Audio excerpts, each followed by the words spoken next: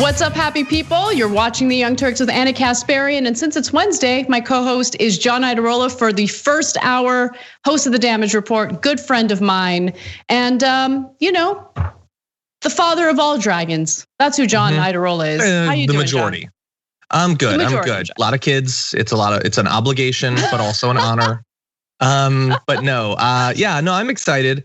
I'm always excited to do the news on Wednesday. And I'm also, and I mean this in only the most good way or neutral way, not in a bad way. It feels like it's always Wednesday. Like, I feel like we just did this, didn't we? I love it. Well, but I feel like I just did. We did for your roughly show. A week ago. Oh, that's true. Well, yeah, that's true as well. Yeah, so everyone go check out The Damage Report, which I co-hosted with John yesterday. And Brett Ehrlich, who produces this show, also hosted today. So The Damage Report, one of the fan faves over at TYT Network. So make sure you check it out. And also follow John and The Damage Report over at TikTok, where I guess you're putting out TikTok videos now, which is cool. Very hip. That's a good guess. Very edgy. You nailed it, honestly. That's what we're doing. Oh my goodness. All right. Well, we have a lot of news to get to today, including some more concrete details regarding Joe Biden's infrastructure proposal. We have a better understanding of where his priorities are on that piece of legislation. In hour two, Nando Vila will be joining me, and we'll probably talk about all sorts of lefty stuff, including what should be done when it comes to student loan debt, if we get to that, if we don't get to that in the first hour. We'll also talk about the aftermath of the coup in Bolivia. Luckily, they were able to overpower those forces and actually have a democratic election. But the United States is pushing forward with some talking points that I think could be problematic. So let's squash them in the process. But before we get to all of that, John, why don't we touch on what we're learning about migrant facilities and detention centers at the border? You ready? Let's do it. All right, let's do it. We're learning more about migrant detention centers that the Biden administration is keeping unaccompanied minors in. Now, previously, the Biden administration refused to be transparent and did not allow the media to tour these facilities. But now the Associated Press and CBS News were both able to tour the main detention facility for unaccompanied migrant children in the border. And it's the facility in Donna, Texas specifically. So we're going to show you some video in just a second, but I think that giving you a little more context into what the reporters experienced is important, because unfortunately the situation is just as bad as we had suspected. For instance, more than 4,000 people, including children and families, were crammed into a space intended for 250, and the youngest were kept in a large playpen with mats on the floor for sleeping.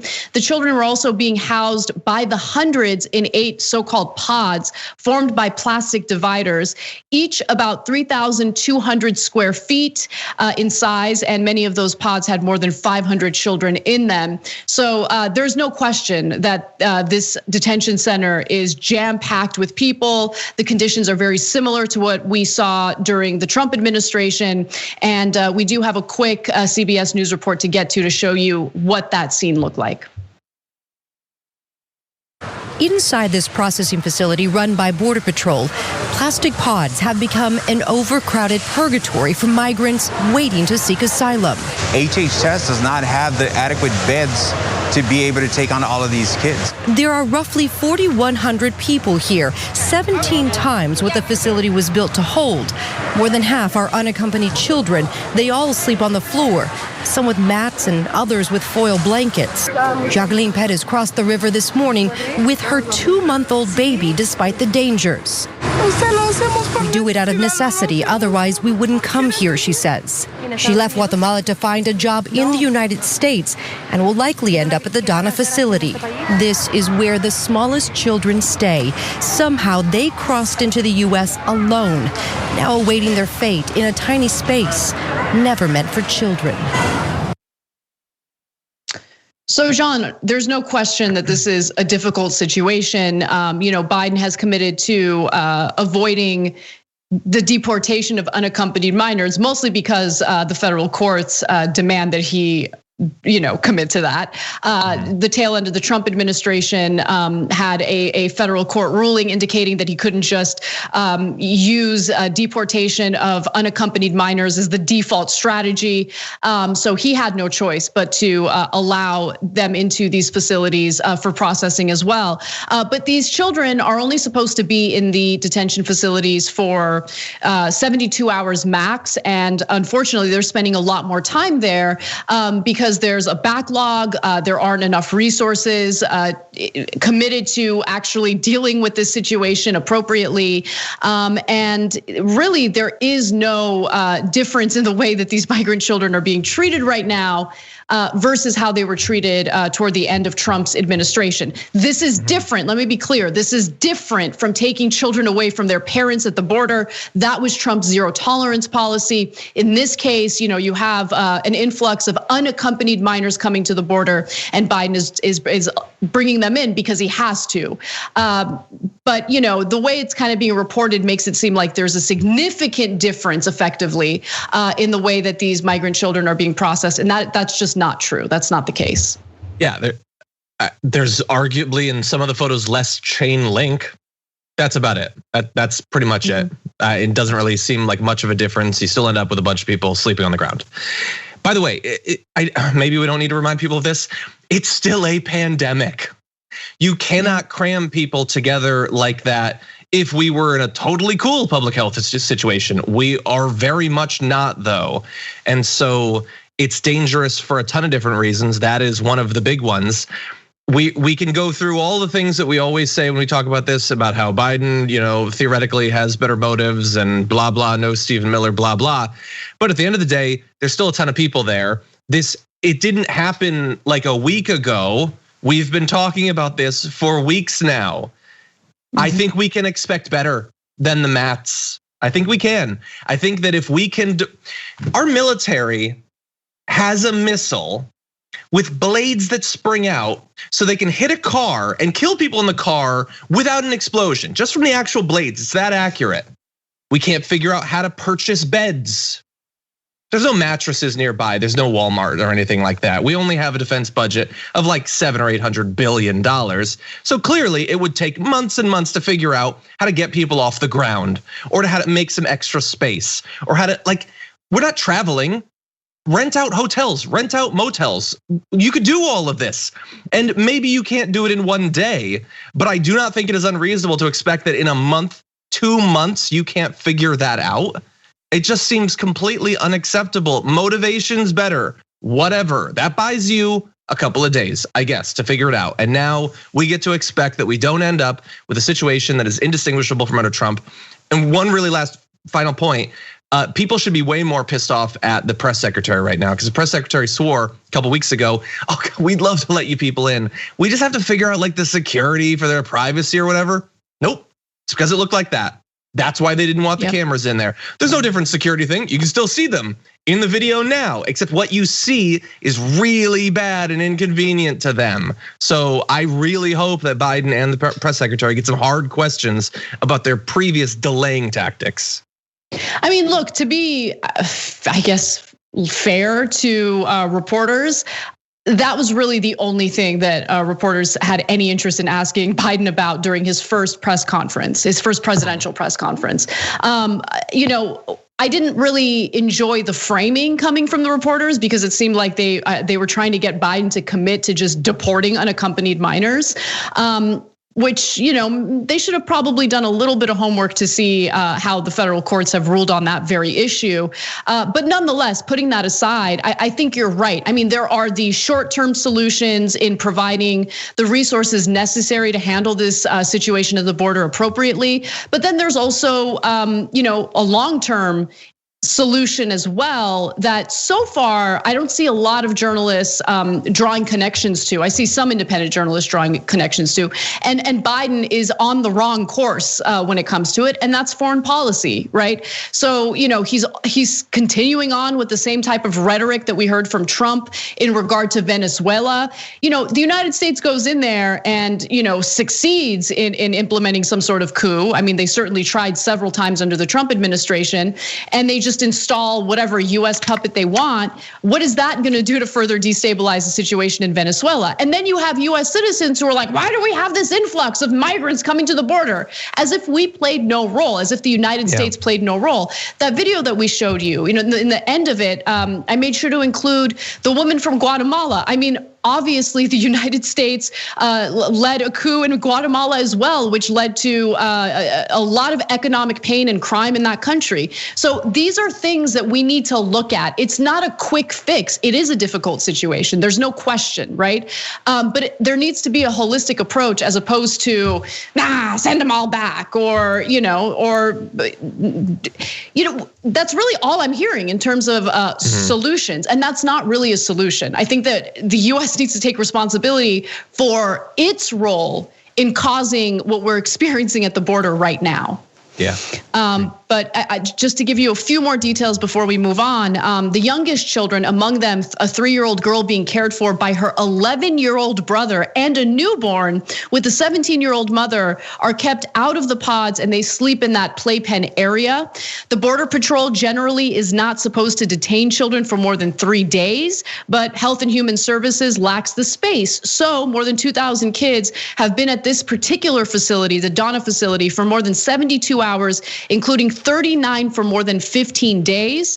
And then I do want to call out the Associated Press because it does show that they haven't done their homework about why Biden has committed to accepting unaccompanied minors. They say that Biden has declined to resume the Trump era practice of expelling unaccompanied immigrant children. No, but that's not true, right? Trump did want to expel unaccompanied migrant children, but the federal courts told him he couldn't do that. He was citing coronavirus as the reason for deporting literally anyone who came to the border, including children. And when a judge ruled that he couldn't do that with unaccompanied minors, he stopped that practice. And so obviously Biden, whether he wants to or not, does not have the ability to deport children. And that framing matters, right? Because what they're trying to do here is draw a distinction. And that distinction, I think, unfairly gives Biden credit that he just doesn't deserve yet. So far, he hasn't really materially done anything different from what we were experiencing toward the end of Trump's administration. And we got to be honest about that. If you're not honest about it, you can't talk about solutions, and that's an issue. Yep. All right, let's move on to some other news today. Matt Gaetz. Matt Gaetz is big story. So big story, folks. Big, not good, bad. All right, so Matt Gaetz appeared on the Tucker Carlson show to attempt to defend himself, although you wouldn't think that's the case based on how this conversation went down. So just to give you a little background on what he's defending himself on Tuesday, news broke that the Department of Justice was investigating whether Gaetz had a sexual relationship with a 17-year-old and paid for her to travel with him, which, by the way, breaks federal sex trafficking laws. 3 sources briefed on the probe told the New York Times. Gaetz, in an Axios story later that day, denied the allegations, but confirmed that he was under investigation. Gaetz says that the accusations were part of an extortion effort. And he also alleged that he and his father are cooperating with the FBI and that his father is wearing a wire. Because, when someone's wearing a wire, you would want to make a public announcement about it. But with that said, how did the conversation with Tucker Carlson go? Let's take a look. The New York Times is running a story that I have traveled with a 17-year-old woman, and that is verifiably false. People can look at my travel records and see that that is not the case. What is happening is an extortion of me and my family involving a former Department of Justice official. And the FBI and the Department of Justice were so concerned about this attempted extortion of a member of Congress that they asked my dad to wear a wire, which he did with the former Department of Justice official. Tonight, I am demanding that the Department of Justice and the FBI release the audio recordings that were made under their supervision and at their direction, which will prove my innocence. What is the allegation? That's really not very clear from these news stories. Yeah, again, I only know what I've read in the New York Times. I can say that actually you and I went to dinner about 2 years ago. Your wife was there and I brought a friend of mine, you'll remember her, and she was actually threatened by the FBI, told that if she wouldn't cop to the fact that somehow I was involved in some pay-for-play scheme, that she could face trouble. And so I do believe that there are people at the Department of Justice who are trying to smear me. So there's a lot to unpack there, John. Yep. I'm going to let you take a stab at it. Go ahead. Yeah, I think that's what Tucker was thinking. There's just so much here, and I wish there was less. Yes, so he's had a very interesting defense strategy over the past day. He said there, the idea that I traveled with a 17-year-old is verifiably false. The travel, look, is an important component when it comes to the actual sex trafficking laws, because that's the illegal part, is crossing state lines and having money be involved. He didn't deny having sex with a 17-year-old there, which I feel like I would do if it weren't true. I would want to make clear that people knew that I was not, as a late 30s congressman, sleeping with a 17-year-old girl. I would want that. That would be nice. Also, he says the travel allegations are verifiably false. People can check my travel records. Okay, I mean, if it's in there, that might prove that it happened. It not being in your official travel records doesn't prove that it didn't happen. But anyway, all of this will be John, hold on. I mean, I think that was actually a valid point, because I too keep logs of who I'm fornicating with when I'm traveling, obviously. And I've read what kind those of notes. Travel arrangements I've, like, what a stupid thing to say, right? Like, I'm potentially breaking sex trafficking laws with what I'm doing. Let me make sure that there's proper documentation of that anyway, but continue, sorry. Yeah, and like sometimes I'll be in a store and I'll think, I really want to shoplift. Let me add it to my to-do list. No, that's not how crimes work. Also, making it about somebody attempting to extort you, I get that. Whether it's true that it's happening or not, I get it. And I'll even go so far as to say, I assume that it is true that someone is trying to extort him. I think a lot of people are missing that doesn't mean the crime didn't happen. It actually kind of indicates that it's more likely that the crime did, because you can try to extort someone for something they haven't done. Especially with being a Republican congressman, though, they're unlikely to go down for crimes they did commit, let alone ones they didn't. I would rather extort someone for a crime they committed. So I get him wanting to make this whole conversation about this DOJ guy that's like messing with his family, but the DOJ guy could be messing with his family because Matt Gaetz had sex with a 17-year-old and was bringing her across state lines. So all of that is really important. We also, whether it's a crime or not, we'll see. Whether he did anything or not, we'll see. But even like, I think we have to make clear whether he is going around trying to begin relationships with 17-year-olds, because whether that's legal or illegal, I think it's noteworthy for a public servant. Yeah, I agree. I absolutely agree with you on that. Well, look, obviously we don't know without a shadow of a doubt that he did what's being alleged or what he's being investigated for. So our commentary, just to be clear, is really speculative at this point. But I think it's easy to make educated guesses based on the character of the people that we're talking about. And Matt Gaetz is the type of person who can lie to the American people with a straight face. He certainly did it incessantly during the Trump administration. He did it incessantly when it came to the 2020 general election. So it's really hard to take anything that he says seriously or at face value, considering how willingly deceptive he's been in his short tenure in Congress. So we'll see what happens through the outcome of this investigation. But as he was talking in that interview, I couldn't help but think about similar types of claims that were made by Trump's lawyers in response to the outcome of the 2020 election. There was a lot of like, I demand that this gets released and that gets released, and we have all this evidence. Wait till you see all the evidence. The evidence is going to come out and you'll see.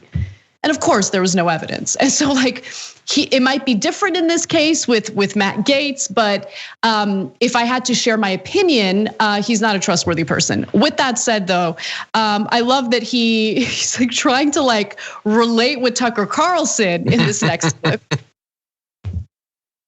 I'm not the only person on screen right now who's been falsely accused of a terrible sex act. You were accused of something that you did not do, and so you know what this feels like. You know the pain it can bring to your family, and you know how it just puts people on defense when you're accused of something so salacious and awful. You just referred to a mentally ill viewer who accused me of a sex crime 20 years ago. And of course, it was not true. I never met the person. But I do agree with you that being accused falsely is one of the worst things that can happen. Oh man, just in case, I want to remind people, as I did on the damage report this morning, that might or might not be what Matt Gaetz was referring to. But Tucker Carlson was also accused of sexual harassment by a frequent Fox News guest last year, not 20 years ago, and it was a woman he very much met. Whether it happened or not, we can't say. But there are far more recent accusations against him than the thing he's referring to. What was also fascinating was the post-interview commentary from Tucker Carlson. Let's hear what he had to say. You just saw our Matt Gaetz interview. That was one of the weirdest interviews I've ever conducted. That story just appeared in the news a couple of hours ago. And on the certainty that there's always more than you read in the newspaper, we immediately called Matt Gaetz and asked him to come on and tell us more, which, as you saw, he did. I don't think that clarified much. But it certainly showed this is a deeply interesting story, and we'll be following it. Don't quite understand it, but we'll bring you more when we find out. I mean, that's a strong claim to make for a man who's had Rudy Giuliani on his program on multiple occasions. But I get it. I mean, if someone brought up uncomfortable accusations that were, made against me, I would not like that interview and probably respond to it in a similar way. But what I think is interesting about the story is how there is a divide among conservatives on how they're handling this, right? Because, and you'll see in a story that we're going to do a little later from former White House staffers, there are conservatives who deeply dislike Matt Gaetz and are not defending him.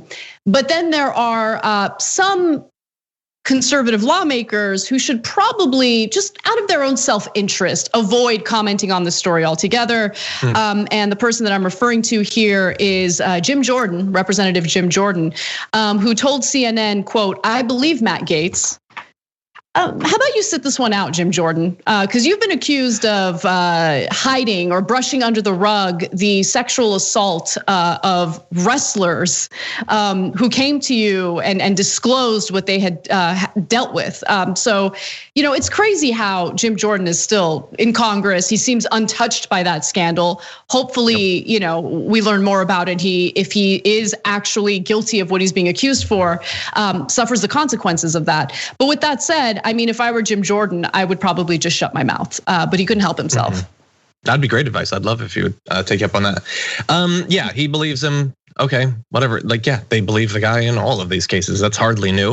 We don't have to make this a big part of this, but one of the most vocal defenders so far has been Marjorie Greene, a person whose entire wackadoodle, to pick up Brett's term, worldview is based on the idea that there is a shadowy cult of powerful political people who are preying on young girls. But when she comes across someone who might fit into that group, no, I believe him, it's a witch hunt. And again, we don't know what he did or when he did it, but she is predisposed to assume that someone she likes and agrees with politically cannot obviously have done that. It's just, somewhere there's somebody, Hillary Clinton, or somebody's raping kids, I don't know who. But yeah, they're of course gonna believe him, or they're at least imply. It's, at the end of the day, it's a sexual harassment, sexual assault claim. They don't care about that. They've been very clear and very consistent about that. They can change everyone. It's literally a sex trafficking claim. It is literally an accusation of sex trafficking of a minor. That is literally what QAnon. Exactly. But it doesn't matter. Okay. They don't care about that. They didn't care about Epstein. They don't care about Trump stuff. They don't care about any of the specific ones. And to pretend, just recently with Cuomo's scandal, the hosts were all pretending, oh yes, no, now we take all of this stuff very seriously. Got to believe the women and all of that. And then they go right back to, no, we're just gonna have him on to talk about it. Tucker Carlson, so confused about this story, arguably could have reached out to the journalist who'd written it for some details, or perhaps a contact at the DOJ or something. No, we should only bring on the victim to lose his mind on camera. Yeah, and to Tucker Carlson, the story is not that complicated. I read it within a 4-minute break on the show yesterday. It's pretty straightforward. You just have to read. You have to read the article.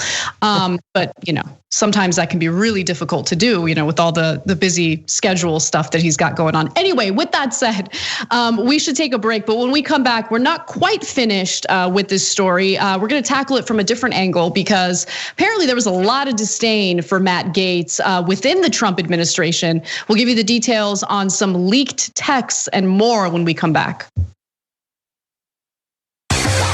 We need to talk about a relatively new show called the Republic, or UNFTR. As a Young Turks fan, you already know that the government, the media, and corporations are constantly peddling lies that serve the interests of the rich and powerful. But now there's a podcast dedicated to unraveling those lies, debunking the conventional wisdom. In each episode of the Republic, or UNFTR, the host delves into a different historical episode or topic that's generally misunderstood or purposely obfuscated by the so-called powers that be, featuring in-depth research, razor-sharp commentary, and just the right amount of vulgarity. The UNFTR podcast takes a sledgehammer to what you thought you knew about some of the nation's most sacred historical cows. But don't just take my word for it. The New York Times described UNFTR as consistently compelling and educational, aiming to challenge conventional wisdom and upend the historical narratives that were taught in school. For as the great philosopher Yoda once put it, you must unlearn what you have learned.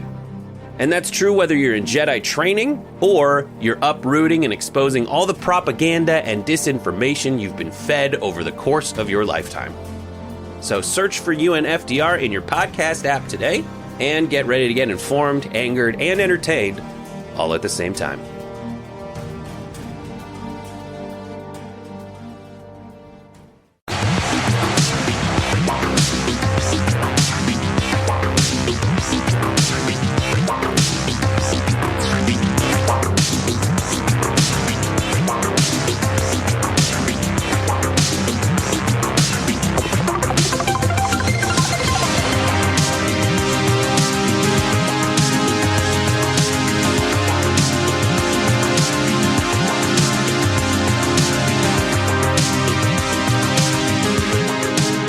What's up, everybody?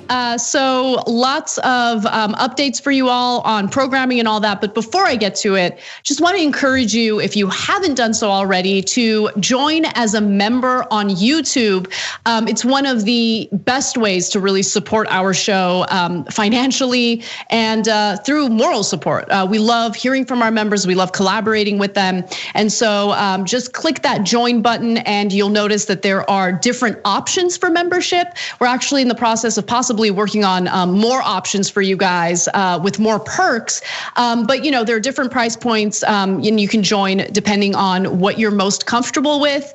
And it's a great way to help support us and, keep us independent, which is really, really important. And as you know, YouTube is demonetizing quite a bit of content. So this is a great way to keep us focused on the stories that we want to share with you all without being influenced at all by opaque algorithms. With that said, though, let's move on to some good news. We were nominated for a Shorty Award, and we can still vote today. I believe today's the last day of voting. I thought it was yesterday, but no, it's today. So go to tyt.com/shorties. We're trying to win an award for TYT's election coverage. And the category is Best in Live Event Coverage. And come on, guys. Did anyone do it better? Okay. So definitely check it out. And you can vote up until midnight tonight. So check that out. Also, Happy Half Hour airs tonight after the postgame show. Make sure you check that out on Twitch. It's twitch.tv/TYT. And of course, that's hosted by Brett Ehrlich. Brett, do you want to jump in and tell us what's going to be on your show today real quick? Just a quick tease. Yeah, it's going to be so fun. It's I think it's on the Twitch homepage today. I'm just lost in this guy's eyes, honestly. I can't even really remember what I'm supposed to do today, but it'll be fun. Good news and good booze.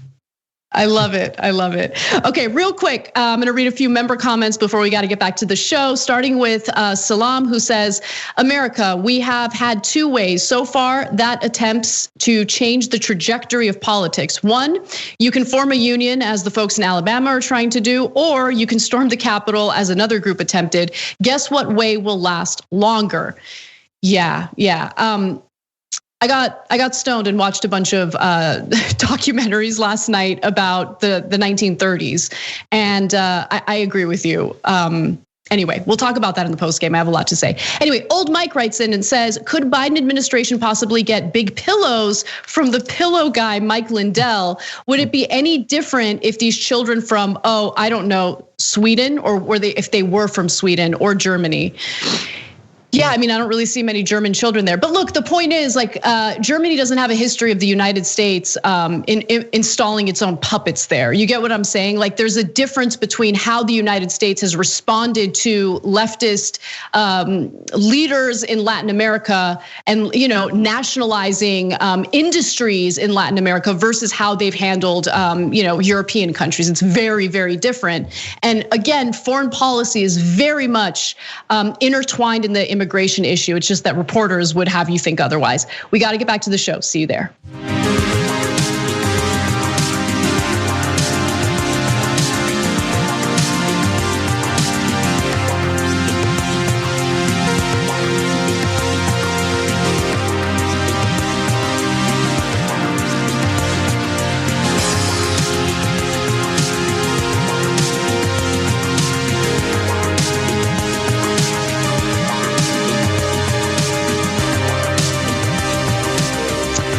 Welcome back to TYT. I am going to pull a Cenk Uygur and read one more member comment right now, and it's from you. I'm honest. You caught my attention with your handle.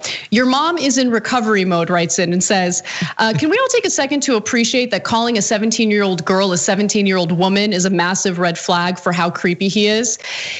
I would agree with you, although even I make that mistake, and it's just like. Honestly, when I do it, I misspeak, right? Like it's hard to really process the fact that this is a minor that we're talking about. But he's creepy, like there's no question about it. I just think that maybe that's not the best reason to point out how creepy he really is. Speaking of creepy, we're not the only ones who have issues with Matt Gaetz. Apparently there were some former Trump aides and GOP officials who also didn't like him. And we know about this through leaked text. So, as so-called GaetzGate started trending on Twitter, former Trump aides and GOP officials started basically dunking on Matt Gaetz in a private group text. And this group text was obtained by Business Insider. And so, of course, we're going to read you what some of those texts had to say. Now, one former Trump aide who was on the text chain with 18 current and former GOP and White House sources shared this with Business Insider, and here's what they were saying.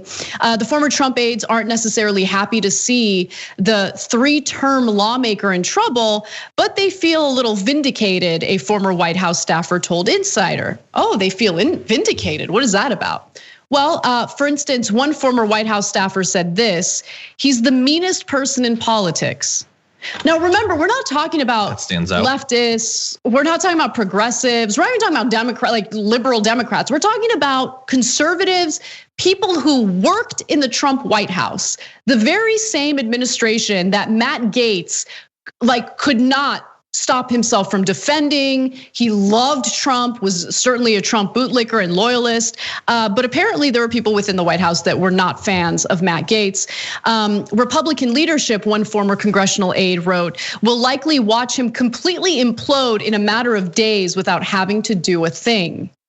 So I have more to share with you, John, but I wanted to get some of your thoughts first. The prediction that he could implode within a couple of days is an interesting one. I wonder how much we could possibly learn during that time if the investigation is ongoing. Maybe if the investigation has been concluded, then someone from the DOJ might come out and make that clear. Maybe he can do a bunch more media hits that'll make him look really bad. That's certainly possible. In terms of him being the meanest person in politics, as you point out, people who work in the Trump White House said that. They work for Trump. and they think Matt Gaetz is the meanest guy in politics.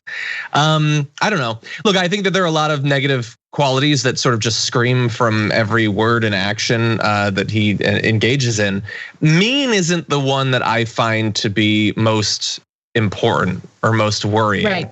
There's some of the other. At TYT, we frequently talk about all the ways that big tech companies are taking control of our online lives, constantly monitoring us and storing and selling our data. But that doesn't mean we have to let them. It's possible to stay anonymous online and hide your data from the prying eyes of big tech. And one of the best ways is with ExpressVPN. ExpressVPN hides your IP address, making your active ID more difficult to trace and sell to advertisers. ExpressVPN also encrypts 100% of your network data to protect you from eavesdroppers and cyber criminals. And it's also easy to install. A single mouse click protects all your devices. But listen, guys, this is important. ExpressVPN is rated #1 by CNET and Wired magazine. So take back control of your life online and secure your data with a top VPN solution available, ExpressVPN. And if you go to expressvpn.com/TYT, you can get 3 extra months for free with this exclusive link just for TYT fans. That's expressvpn.com/TYT. Check it out today. Allegations about him in terms of like why he's in politics, what actually wants, what he does, his obligation to his constituents to do work. That sort of stuff I feel is more important potentially. Well, okay, real quick, with the statement coming from that congressional aide about Matt Gaetz imploding, I don't know how true that is, but the way that I read it was, these are people who are looking for Matt Gaetz to implode, right? Sure. And I think that that's fascinating, and I wish we knew why. I wish we knew more details. The accusation of meanness, I agree with you. It's not the worst accusation, especially when you consider the Trump administration. However, I want to know why. I wish we had more context into why it is that they seem to have so much disdain for him. One former Trump White House aide also wrote, "Good riddance." It sounds like he let whatever BS power he thought he had go to his head, and he thought himself above the law. But yeah, I mean, he's the first politician to do that. Yeah, I know. Look, there's definitely a lack of self-awareness here, right? Especially when you've worked for the Trump White House. And Trump certainly believed that he was above the law. He was treated as if he was above the law until the very end when, there were some issues with what he was encouraging people to do. There's also some, fraud issues related to his taxes. We'll see if that actually plays out with robust consequences in the end. But yeah, there are plenty of politicians, especially on the right, who seem to think that they're above the law. So there's something else at play, and that's what I'm really curious about. I would love to know. I really wish that I could sit down very briefly and then never speak to these people again. What their issue with him is. Like he seems, obviously I despise him. Seems awful. He's a total tool. But from their point of view, isn't Matt Gaetz like what this whole thing is about? Like, don't they just want an army of plastic-faced Matt Gaetz that just go on Fox News to own the libs? They don't do anything. They're fine with whatever, proto-authoritarian takes over, doing whatever they want to the government, to our democracy. Like, I really, is the issue just a personal thing? Is it a comment that he made? Do they actually wish that he was doing more work? I would find that to be a positive thing. I really wish that I wish there was more substance to the critiques than just, that guy sucks. I hope he, goes to jail over this.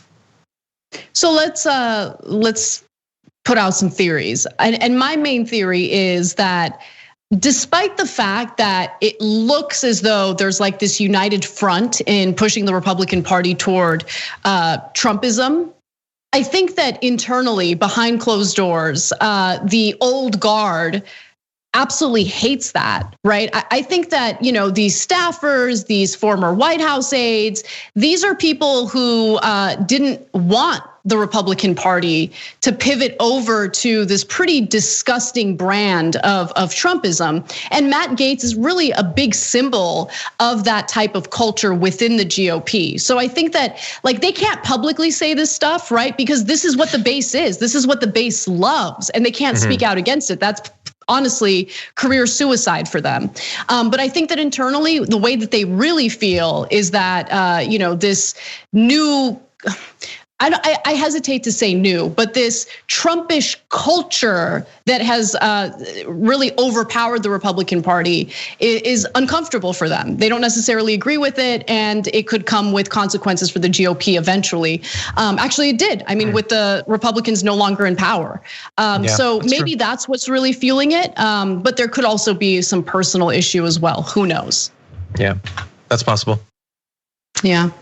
All right. You know what? Let's take a break. And when we come back, we've got a giant story to share with you about the details in Biden's infrastructure proposal. We had shared some preliminary details with you all last week, but now we have more concrete figures on just how much the Biden administration plans on spending and where they plan on spending it. We'll get that story in for you and more when we come back. Come right back.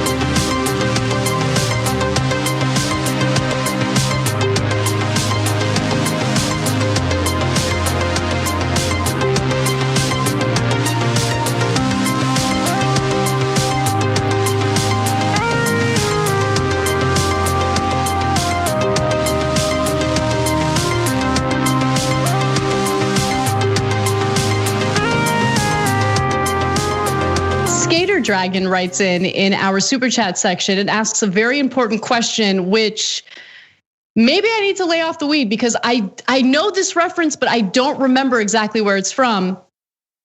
Have you ever put butter on a Pop-Tart? It's so freaking good. John, where's that from? Is that from Family Guy? You don't remember? Yes, it's Family Guy. Yes, you were obsessed with that song for a while. I know. That was very 2012. I remember that was like something in my head all the time. And I would ask you all the time because you're the king of Pop-Tarts. Like no one loves Pop-Tarts more than John Iadarola. Like every Pop-Tart, their CEO every flavor. Come close. Yeah. No, I agree.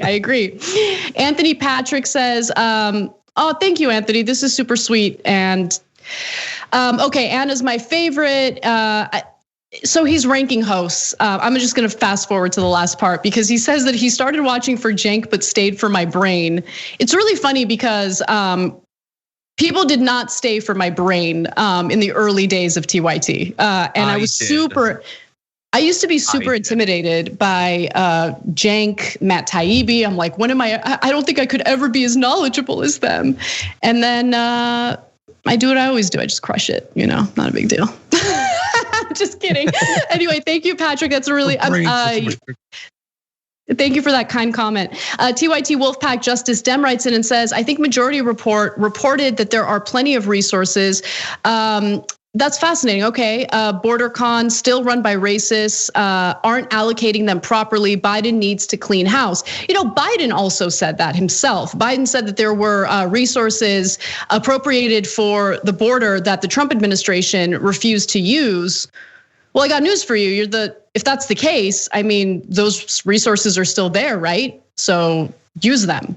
And look, to be fair, that Associated Press piece that I was reading did mention that there was construction taking place while they were there, but that's all they said about it. I don't know if they're expanding the facility to make it, livable for people while they're being processed. But obviously, as we learn more about that, we're going to keep updating you guys. Trisha Briggs writes in and says, John is so right. This border situation is completely unacceptable. The Biden administration needs to stop sitting on their hands and do something. Completely agree with you. Now, let's get back to the show.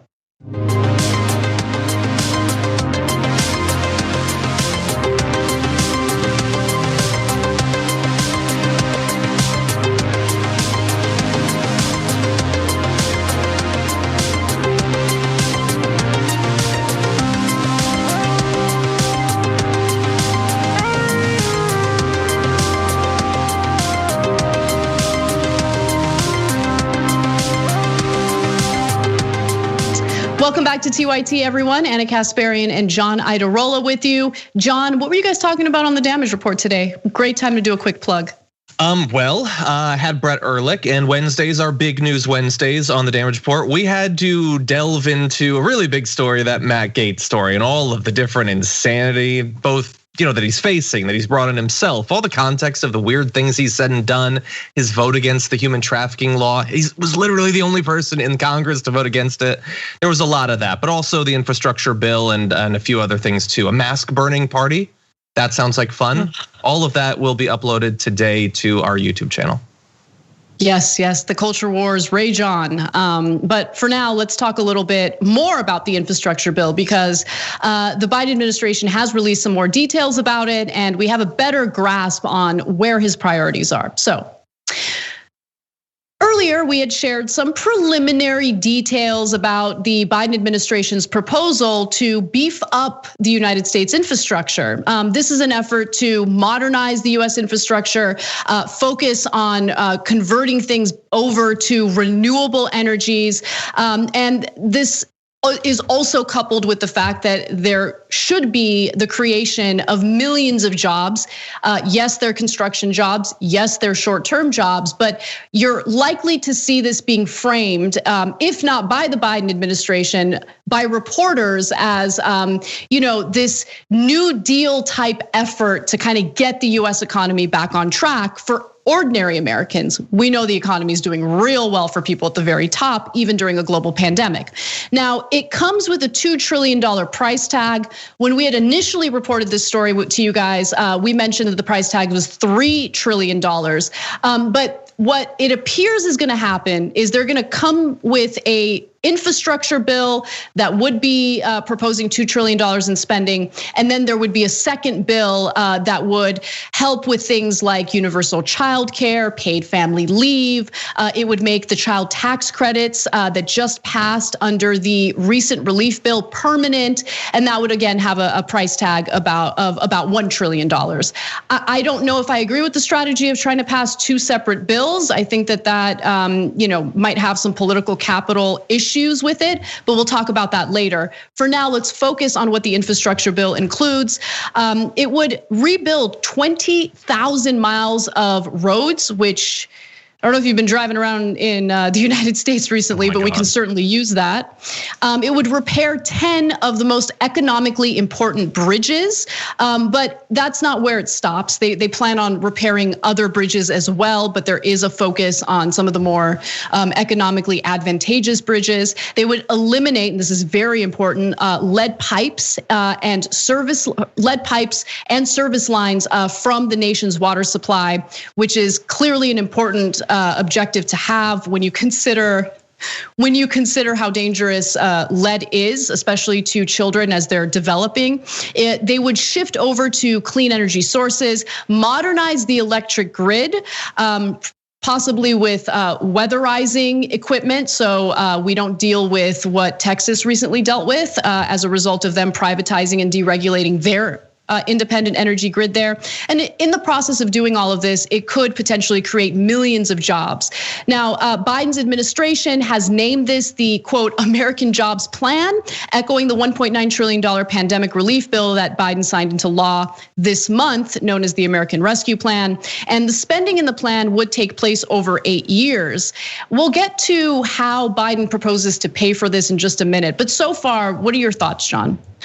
Yeah, how he plans to pay for it in terms of the timeline, I don't particularly care about, except the fact that I like that it shows a willingness, as you'll get into in terms of the taxes. I think that the political implications for that being a part of the bill, in terms of how it might influence the possibility of getting Republicans on board, is the important part. In terms of what's in it, pretty much everything that's in it that I've seen, I like, and it's shocking that it's taken to this point to get it. The idea that Republicans under like unified Republican control weren't able to get probably some much smaller infrastructure bill passed. Like even just pragmatically, being able to campaign on having done that seems like it would have been a great idea, but I guess it's the government doing something for the country and they're sort of viscerally opposed to that. Yeah, the repairing of the roads is great. Every day we drive on roads. I mean, the 405 I cannot believe that someone could fly into a major US city and drive on a highway like that and think, oh, this is what America thinks of itself.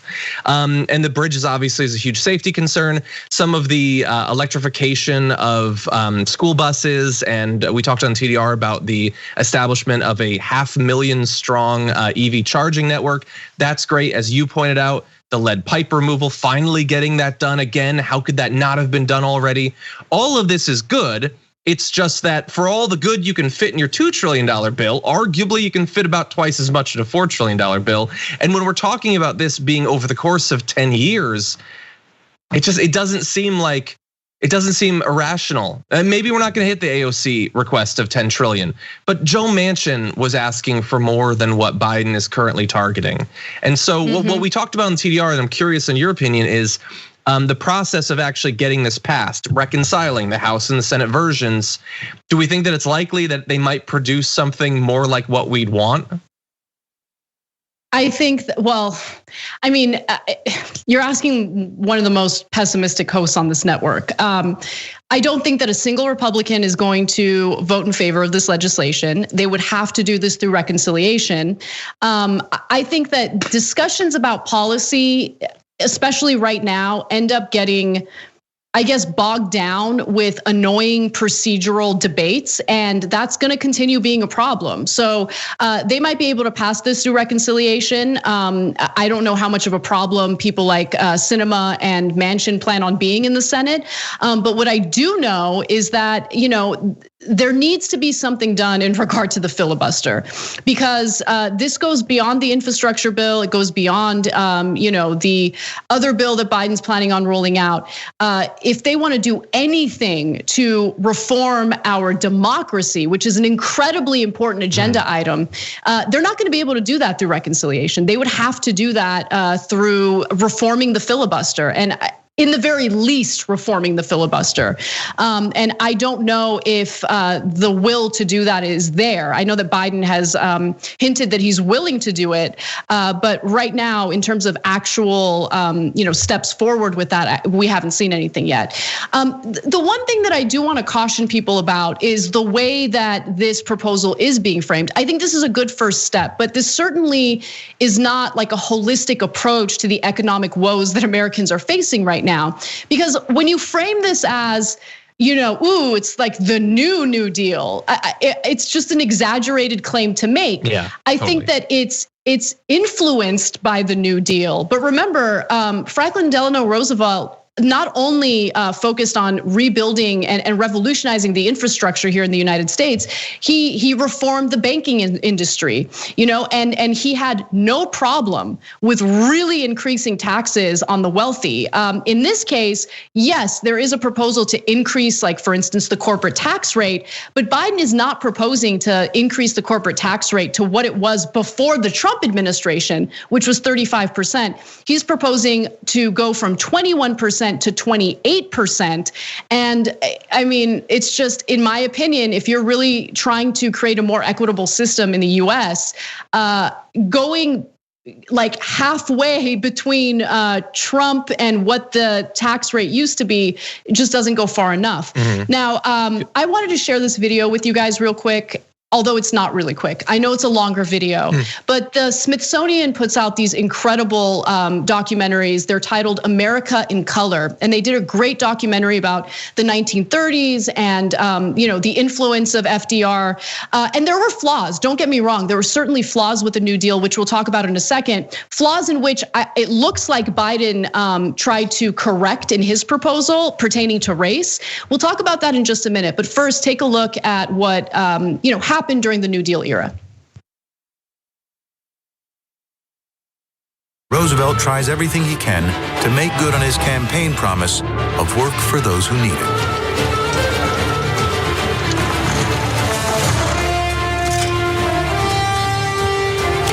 He forms the Civilian Conservation Corps, the CCC, and offers jobs to 250,000 young men. They earn $30 a month, 25 of which is sent back home.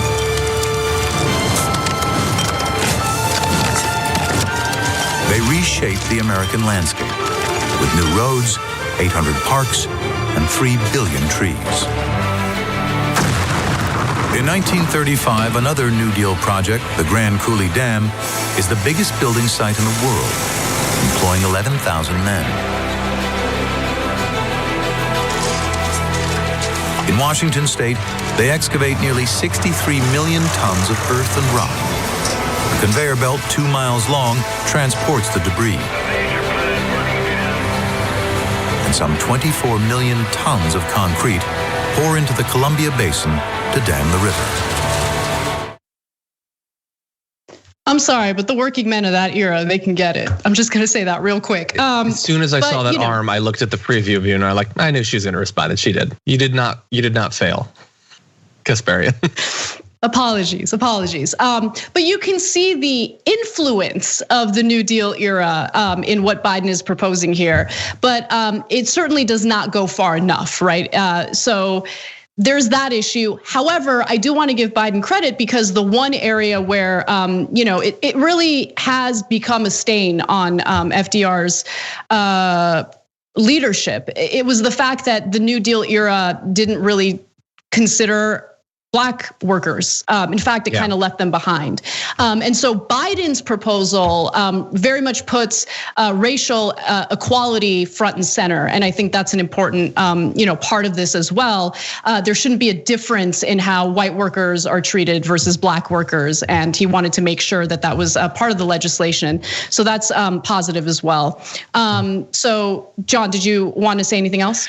Yeah. I think that as a component of it is very important to bear in mind, what the priorities of the federal government and regular people were back then. Almost certainly the worker with the nice arms, probably a hardcore racist. Let's just keep it real. He was almost certainly a hardcore racist, but he probably was. Yes, so that's good. Okay. And then also it's the 1930s.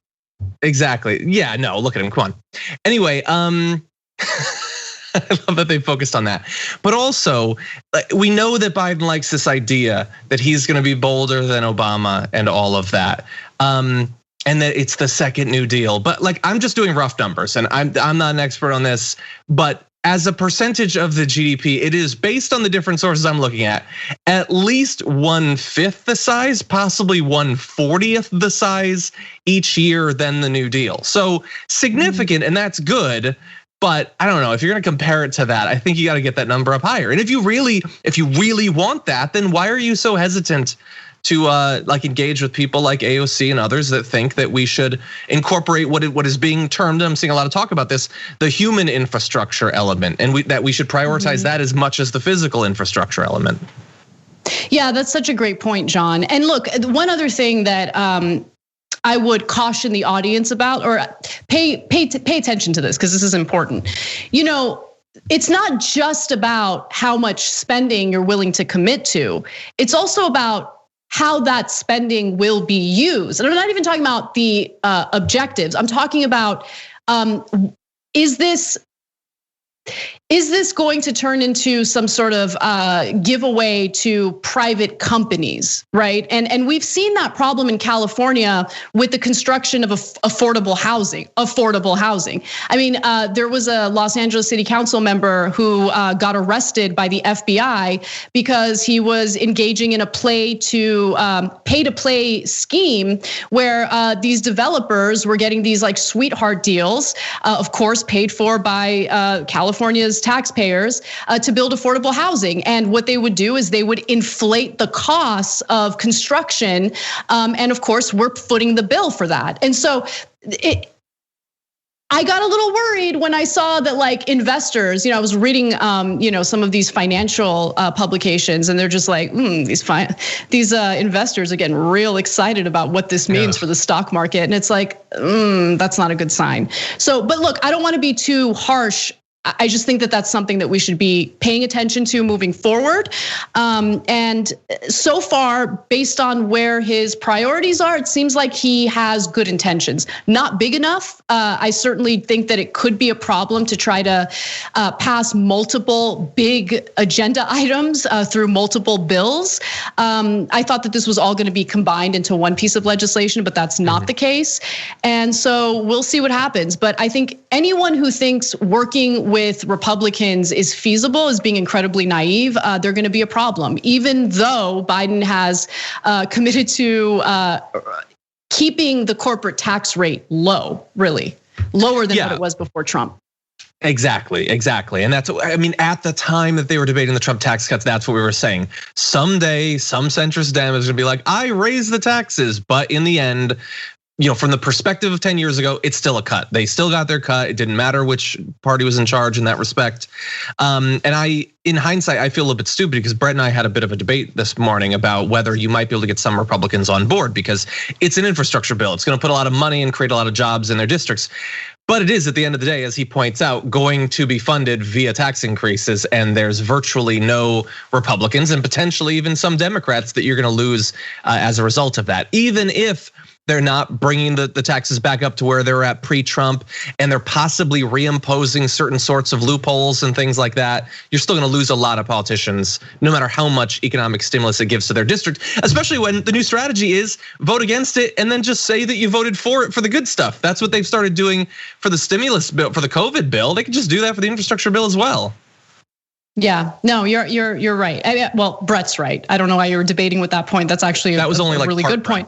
It's mostly me. No, but I mean, Mitch McConnell has already come out and he's like, we don't really like the tax, no go with the tax cuts, tax increases. So there's no working with them. I mean, even when Obama offered like additional tax cuts to Republicans in the stimulus bill that he had passed, right? They're like, no, we don't want to work with him. Okay, so let's not make that mistake again, okay? And let's please do something about the filibuster. Otherwise, any discussion about the PRO Act, any discussion about the For the People Act, which would reform our democracy, all of that stuff, it means nothing. It means nothing unless Democrats are willing to do what it takes to get rid of this ridiculous, arbitrary process in the Senate. So we'll see where that goes. And for now, we're gonna move on. Just do one more story with you, if you don't mind. Okay, I don't. Great. All right, so let's do one more story because I know you have some thoughts about this. You covered it on your show, and I wanted to have you elaborate a little bit. So, student loan debt continues to be a massive problem in the United States. This is debt that students cannot get rid of, even if they file for bankruptcy. And there have been growing calls for the Biden administration to forgive student loan debt. Now, Chuck Schumer is continuing with these efforts to really present himself as this progressive and a man of the people. And so, speaking at a press conference recently, the majority leader called on his supporters to pressure Congress, pressure lawmakers to cancel student loans. Let's hear what he had to say. Folks listening, whether you have the debt, have a friend who has the debt, believe it's the right thing, we're asking you, email, call, write President Joseph Robinette Biden and tell him you want this done. We're trying to get as many people to contact the White House as possible. And frankly, we told this to Joe Biden and he said, go ahead, let it rip. So let's show him what kind of support there is out there for this great plan that Elizabeth, Bob, and I, and many, many others are pushing. Let's get this done. Oh. Wow, what a tactician, really. Yeah. And what a cool individual. Anyway, I don't like the posing at the end. Also, based on the conversation, if that was an accurate reflection of the conversation that Senator Schumer had with Joe Biden, F Joe Biden.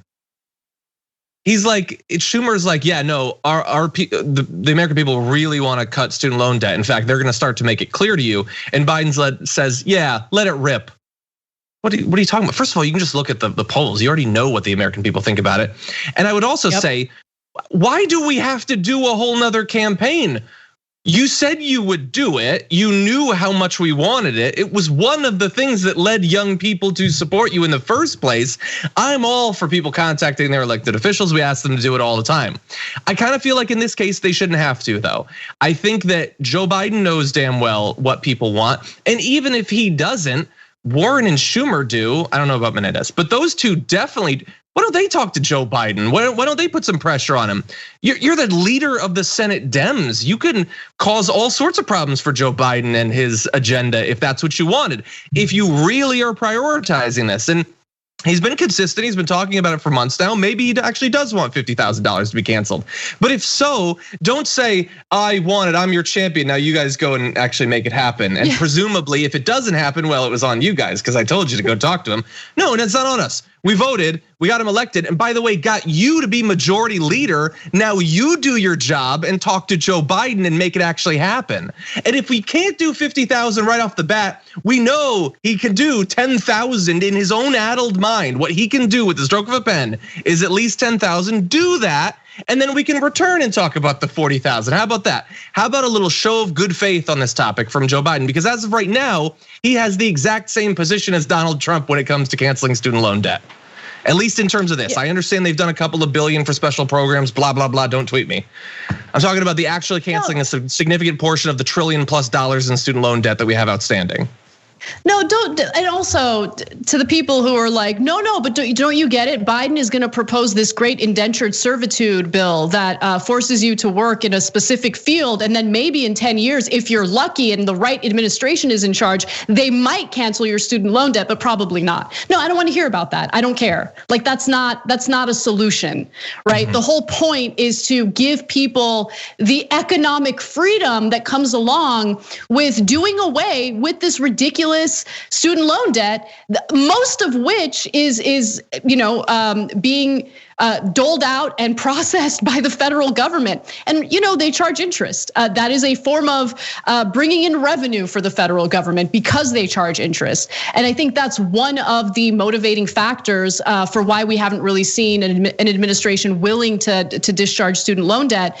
But I agree with you. I mean, you said everything that needed to be said. Chuck Schumer, not a great debater, but certainly a great delegator. And I'm busy. I don't have time to do his job. He needs to do his job, okay? He's got a tremendous amount of power as the Senate Majority Leader, okay? The person who served as a Senate Majority Leader not too long ago, Mitch McConnell, apparently understands how to flex his power. It's just unfortunate that right now we don't have much of that with Democratic leadership. So that's where we're at. But great points all around. Thank you, John, and everyone. Glad we did that last story.